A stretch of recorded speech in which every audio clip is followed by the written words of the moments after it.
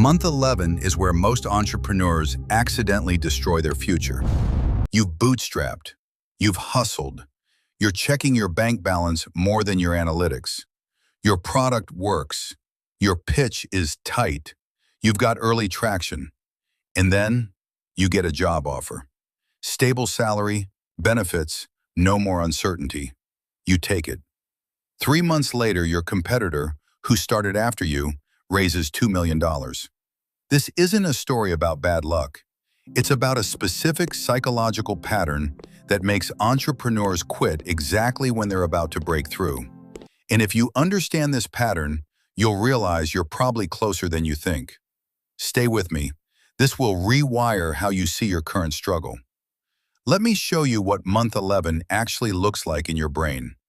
You've been running on adrenaline for almost a year. Every morning you wake up not knowing if today's the day someone says yes, the day the algorithm clicks, the day revenue hockey sticks, and every night it wasn't that day. So you go to bed telling yourself, tomorrow. But here's what's happening neurologically. Your brain has been operating in crisis mode for 11 months straight.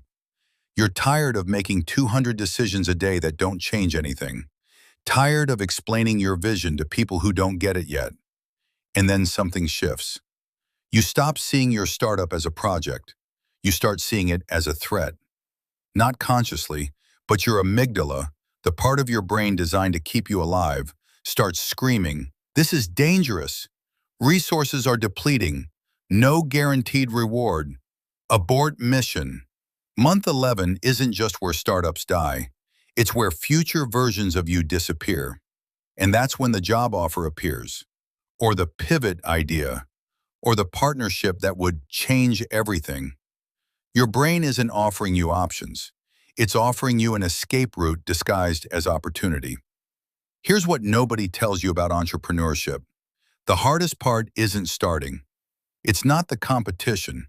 It's not the funding. It's not even the product market fit. The hardest part is staying in the void. That space between I'm working and it's working. Between effort and evidence. Between investment and return. Most entrepreneurs can handle 90 days in the void. The successful ones, they handle 400 days. That's the difference. Not intelligence, not capital, not connections, just tolerance for uncertainty. And here's the brutal irony. Breakthroughs don't happen when you're ready. They happen when your competitor quits. When the market finally understands what you've been building. When the 200th investor says yes after 199 said no. But you have to be there when it happens. Let me tell you what month 11 looked like for companies you know. Airbnb was selling cereal boxes to stay alive in month 11. They were literally called Obama O's and Captain McCain's. That's not crushing it, that's desperation. But they didn't quit. WhatsApp had fewer than 1,000 users in year one. Year one. Most founders would have moved on. They stayed. Instagram was a broken location app called Bourbon for over a year. Nobody wanted it. They stripped it down to photo sharing and launched again. 2 years later, acquired for $1 billion. You know what all these companies have in common?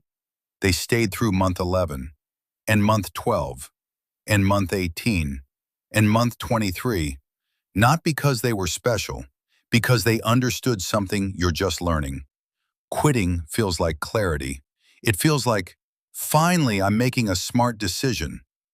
But it's not clarity. It's your biology trying to conserve energy.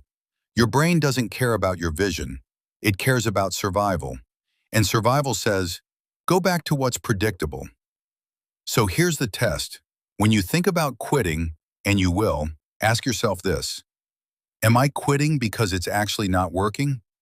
Or am I quitting because I'm tired of not knowing if it's working? Those are two completely different things. One is strategic. The other is biological.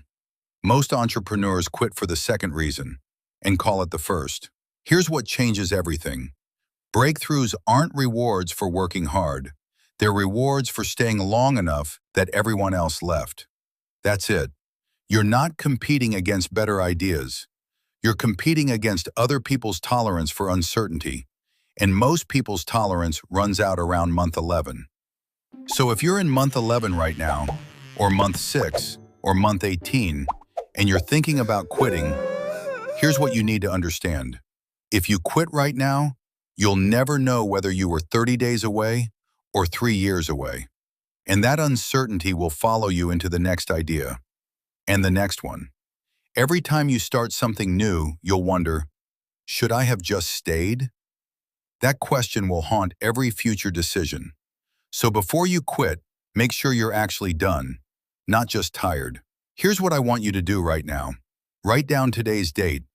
Then write, I will not quit before 6 months from today. Not forever, just 6 more months. That's your new finish line. If nothing changes in 6 months, you have permission to walk away with zero guilt.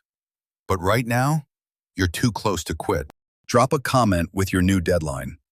I'm staying until date. Let's see who's still standing when everyone else quits. Because the only difference between you and the entrepreneurs you admire is they stayed in month 11. You can too.